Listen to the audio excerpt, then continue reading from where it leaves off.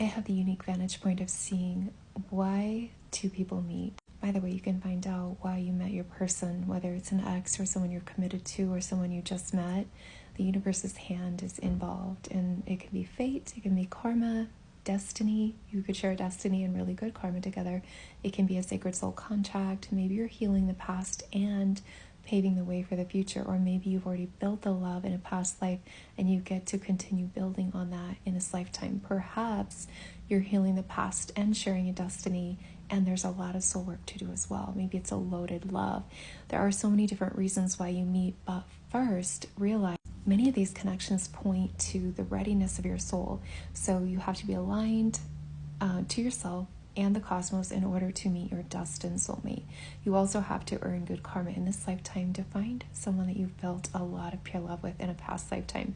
These are all astrology-based answers on like, why did I meet, or why did it take so long, or the divine timing involved. It is definitely orchestrated in different ways depending on what connections you have. So if you have destiny, you know that you were aligned in order to have met your destined soulmate. Now, let's say you have fate. That's ready or not. It doesn't matter what you do or don't do. You were fated to meet. Higher powers get involved, and those are usually very coincidental.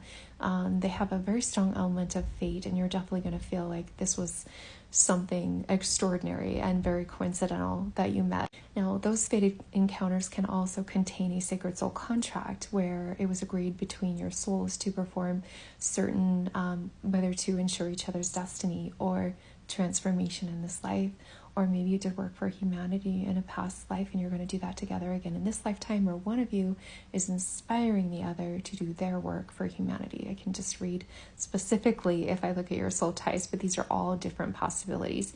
And then when karma is involved, it is the universe orchestrating your encounter to balance the cosmos. Those are the most important relationships, by the way. Karma is largely misunderstood, and I'm here to demystify what karma is and what karma is not. So, for example, there's no negative connotation. It does not mean an eye for an eye. It does not mean one of you gets to be mistreated. It means one of you is giving to the other. And if you allow the energy to flow, it can actually be a very supportive relationship. It can feel, take on a magical tone. However, if that energy gets blocked, karmics have this downward cycle, this downward spiral that you can get into. And once that starts, it's like really irritating. Everything your partner says or does can really irritate you. And depending if you're strong mirrors also, you could be doing a lot of mirroring work. And then if you're in a downward spiral and you're not doing the mirroring work, it can equate to disaster. But that is not because of the karmic debt itself. It's because the energy isn't allowed to be expressed as it's designed to.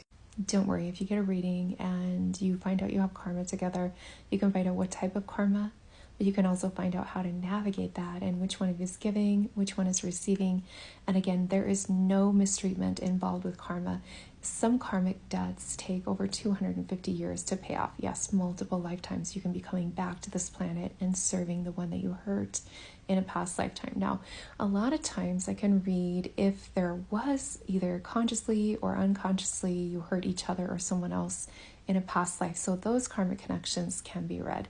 I don't come across those very often. However, they do exist, and the relationship itself is a really big teacher, and then you learn from each other. And then there are karmics that are strong mirrors. There are karmics that are actually a step removed from a karmic relationship. It's known as a karmic cousin connection. That just means it's more harmonious and supportive and mutually sharing, and should be a really good relationship as long as that energy gets to flow.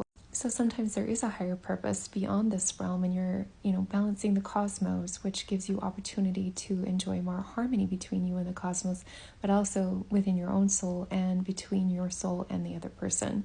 And there can be an awakening energetically, a remembrance of that past life energy, which may translate emotionally. So things can get a little intense with that remembrance and that experience of that energy. However, it is not meant to play out abusively. And what abuse is a human being's abuse of free will.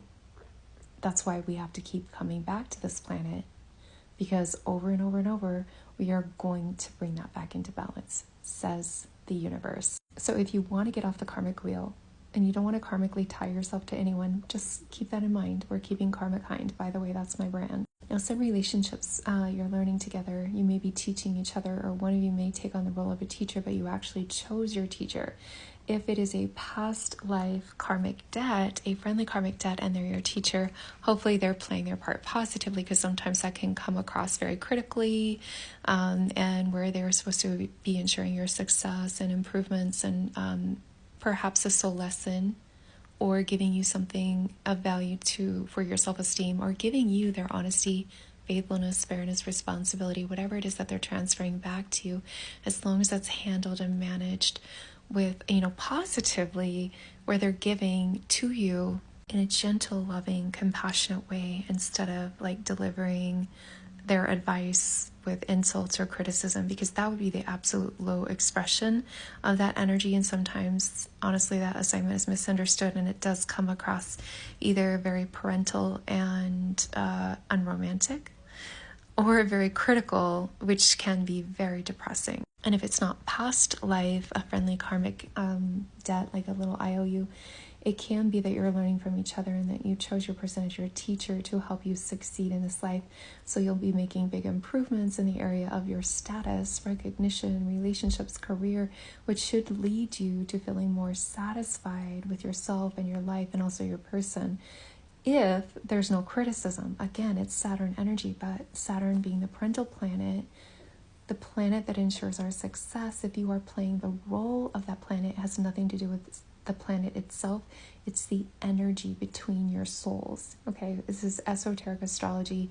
This is not tied to the natal chart and the planet's transits or placements, but it does have to do with the energy between your souls and the roles you play in each other's life. So if you are Saturn to your person, you are ensuring their success. So you are their teacher and they chose you. So do a really good job to not misunderstand that assignment. That will be a very depressing love. It can devastate, if not downright destroy, romance and love. But on the highest expression of that energy, you can feel like you have a very grounded, responsible love.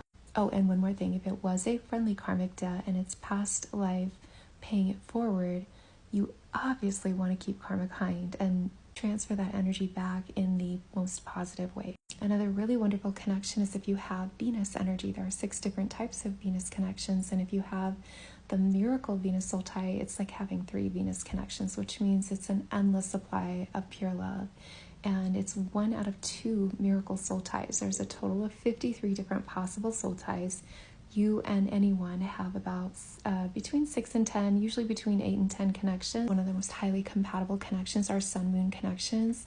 That's where you are with your missing piece. They complete you. There's a lot of harmony between your souls, and you are the sun, they are the moon, or vice versa. The moon emotionally grounds you, and the sunshine is that breath of fresh air, bringing new ideas, direction, and experiences into your love. And so it feels very balanced, and you fill each other's void, your vacant spots, and when you're without each other, you really miss each other, and you crave being in each other's presence.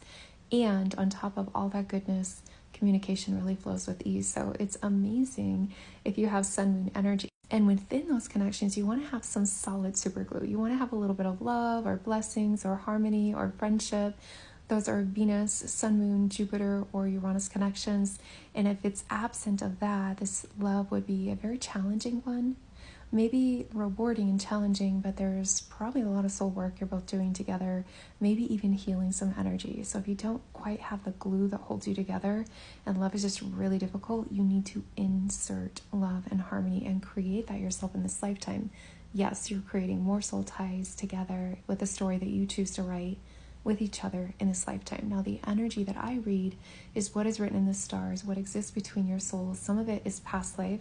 Some of it is brand new energy. It is basically your script for this lifetime. So you can align to the highest version of your love while knowing what that is and getting a reading. Some of you have really deep soul bonds from past lifetimes. Those are past life Jupiter connections. And some of you have the deepest love, and you've created